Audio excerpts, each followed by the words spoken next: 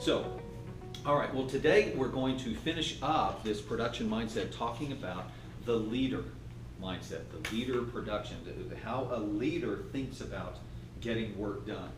And the idea here is, as we've been talking about each of these phrases, if you want it done right as a leader, if you want it done right, you're going to give it to somebody that you have trained to do it.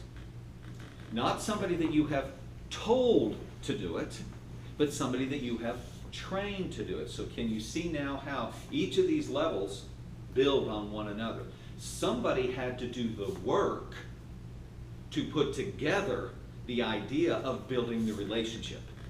Somebody had to do the work of identifying how to build a relationship. And then somebody had to actually build that relationship. Somebody had to put that into steps.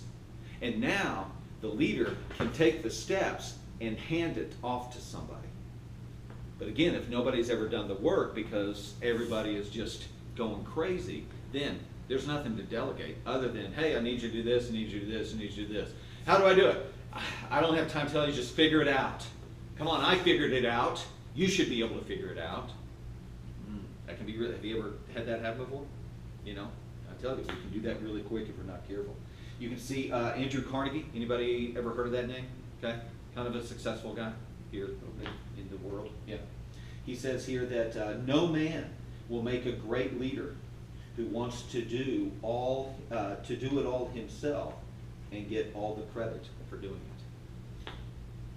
So once again, this idea of the worker, got to be able to delegate. We've got to be able to hand things off. And Dr. Tate, I get this all the time from leaders is, man, I can't delegate. I'm surrounded by a bunch of idiots.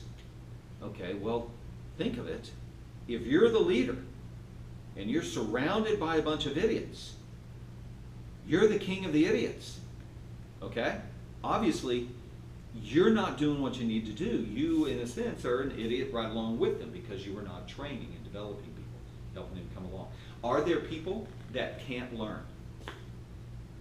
The answer is yes. Very good. I'm glad you guys nodded your head. Some people go, no, everyone can learn. I was a teacher for 15 years. I can attest. There are people that cannot learn. Okay? They just refuse to learn. So no child left behind. It's like a terrible idea because there are some children that need to be left behind.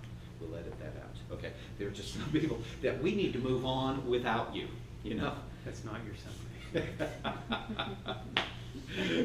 Uh-oh. My son can't learn. So, but just to move this thing forward here. See, again, you can see kind of some characteristics. Just a few characteristics of a leader. A leader is inspiring.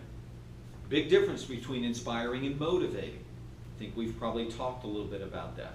All right, have we talked about the difference between inspire and motivate? Let me do this really quick. Motivate, if you take a look at the definition of motivate, motivate is to incite something. Motivate is to push for something. Motivate is to induce something to happen. In other words, motivation comes from an outside force. Motivation is not wrong, okay? It's just different than inspiration. Motivation will always require some type of outside force to get you to do something. And we all have a tendency to respond to certain levels of motivation. The problem is that when the outside force goes away, we tend to stop because we are no longer motivated. Okay? And this happens all up and down every area of society. It happens in business. If you don't do this, I'm going to fire you. Okay, I'll do it. If you do this, I'll give you more money. Okay, I'll do it. It's an outside force. Happens in government. Vote for me or else. Happens in religion all the time. Believe this or else. Happens in the family. 1, 2. Again, that's motivated. It's not wrong. It's just not inspiration. As soon as the outside force is gone, the person will tend to go right back to their status quo. Okay? So what we want to do is, as a leader, We want to inspire. Managers, all day long. Okay? And again, there's nothing wrong. I want to be really careful to say this. There's nothing wrong with motivating. Okay? It's just, it's limited. Inspiring is, as you can tell, is when you stir something inside a person. So it is creating an inside force. Actually comes from the Latin word, is that right, Latin? I think it's spirare, which means spirit. So what you are doing is you are tapping into the spirit of a person. It's actually in the definition. Check this out. In Webster, it actually connects to the Spirit of God that's in somebody. I mean, that's wild. But what you're doing is you're speaking to the created person inside of them, and you're stirring that up. So all of a sudden, you get this thing from the inside that is pulling the person rather than push. So motivation could lead to inspiration. Definitely. I had a lot of coaches that did this. Up in my face, screaming and yelling, "You don't do it, we're going to run." The problem is, again, I think both of these are good and both of these have their place. But the problem is that there are so many leaders that have never learned how to inspire. They have just learned how to motivate people. And so when they get into a leadership position, this happens as well with managers, is they get so worn out because they feel like they have to constantly be the one that's creating the energy for people to get work done. And that's a full-time job in itself, just keeping everybody moving. And if I have come to the conclusion that the way that I do that is I motivate people, then your conclusion has you on a crash course to burnout and feeling overwhelmed. You might have great people with you. It's your mindset, your production mindset, that has you on a crash course, not the other humans. So leaders learn how to inspire. Does that make sense? Learn how to inspire. How do we inspire? Well, you've got to find out a person's why. You've got to find out what they want. And that all begins all the way back here at the team builder phase. Getting to know people, finding out what is their motivator, what is their driver, what is their reason, what is their why. And then what I want to do is find out how can I use the company job, the job description, to help them get what they want. It's always got to come back to you, actually. It's always got to, what do you want? Well, I want to have this. I want to help you get that. I want to help you get that. Now, if you got that, what would that mean? Oh my gosh, tell me more. Well, I get to do this. And man, tell me, how does that feel? Isn't that, just close your eyes for a minute and see yourself in that spot. Isn't that awesome? Yes, I want to be there. Yes, you're ready to give your life to Jesus. You can see it and all that kind of stuff. And now all you need to do, that is why I'm telling you that your score today was a 4 on a scale of 5. You've got to move from a 4 to an 8. We've got to get there. Would you be willing to, if it meant getting you where you want to go, would you be willing to move to an 8? Yes, I will do that. Because what I've done is I've tapped into something inside. As opposed to staying on the outside and saying, you're a 4. Can't have 4s. 4s don't make it. You don't get to an 8 by next week, you're gone. Okay? Now again, there's a place for that. There's a place for that. But as soon as you take off that pressure, as soon as they hit an 8, you go, good job, you hit an 8. What are they going to do? They're going to go back to their 4 level because we haven't inspired them from the inside. Does that make sense? So this is a key picture, the key piece of a leader. Passionately leads action to fulfill action. Love this. Passionately leads action to fulfill a vision. I've got a few pictures here. This is just a few. It's just a few that I grabbed off of the internet, all right? So it was just really easy. But when we see these humans, we see people that are visionaries. We see people that had a dream. We see people that saw life differently. We see people that, because they saw life differently, they didn't necessarily fit. And they got a lot of flack. They got a lot of confrontation. They got a lot of criticism. Because the rest of the world, 90% of the world is saying, now slow down.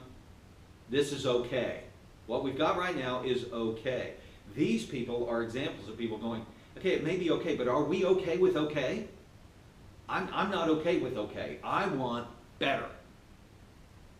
So people that say, yes, I think, okay, we've got the slavery thing. It's kind of working for us. But I think there's a life that's better for all of us and not just some of us. So Abe Lincoln comes along and says, let's get rid of slavery. Created a whole civil war. His vision created an entire civil war here in the United States. A lot of conflict, a lot of division, because somebody had a dream. Same thing with Martin Luther King. He had a dream. Other people say, yeah, I've got a gun. I don't like your dream, but they saw a new world. Leaders have vision. Leaders see a new future. But Christina, you can imagine, if I am stuck in worker mode, so where do you see yourself being in the next 5 years? I have no idea. I'm just going to work. I can't see the future when I'm in worker mode. If you can't see it, you can't create it. If you can't see it, you can't do it. If you can't see it, you can't achieve it. Man, what a slick, what's the word? What a slick distraction to get people busy. Just get them busy and they'll take care of the rest. I'm making my paycheck. I'm paying the bills on my house. We're just going to stay here. And then that next conclusion that we come to is, this is the best I can do. So we stay there. Every now and then something stirs you up inside, but then that thought, that mindset, this will be awesome if we do it, but I don't have time to do that. But that never worked for me. But yeah, it could never happen. I'm not smart enough, I'm not big enough, I'm not whatever.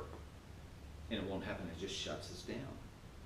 Because even though we might have vision, we don't have a mindset that is able to bear the vision. That was pretty good right there, okay? You might have a vision, but if you don't have a mindset that is able to bear the vision, it'll crush you. In other words, remember talking about this? Here's where my mindset is. Here's where my vision is. I don't have the capacity to bear the vision. So I shut down. And I live a life of quiet desperation. Welcome to Clay Staires as a school teacher.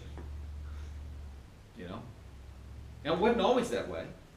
When I first started out, it was like, oh, this is awesome, this is great. But as my vision for my future began to grow more and more, which I'm sure you guys have experienced, I found that my circumstances weren't enough to allow me to reach the vision that I had for my life. So I had to be willing to change the circumstances. Oh my gosh, leave teaching after 15 years? Nobody does that. You're an idiot. You got to just stick it out. I don't want to stick it out. I want to step into my future today, not later.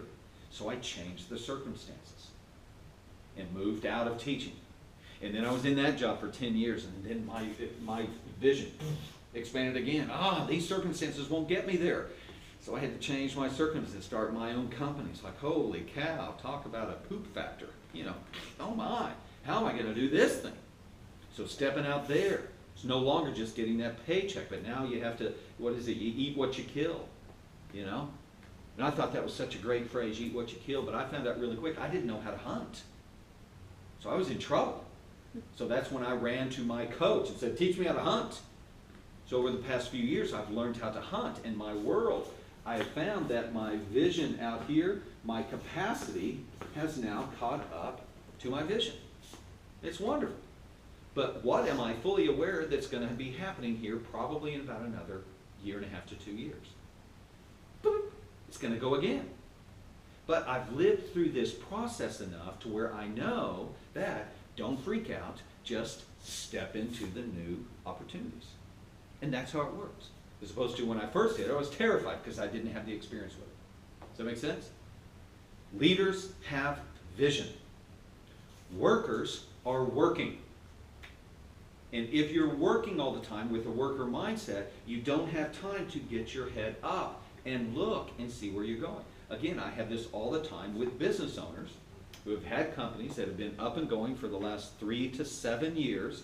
They become successful, but what their success has done for them is, rather than having the vision, they have had to come down and look at the daily details, the daily weeds. So they're successful, but their success is actually crushing them because their passion is vision. Does that make sense? Okay, so leaders have vision here.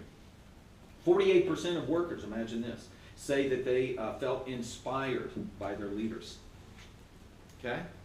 They really felt inspired by their leaders. This means like 1 out of 2, this is half of our workers out there are not inspired. Are they motivated? Probably.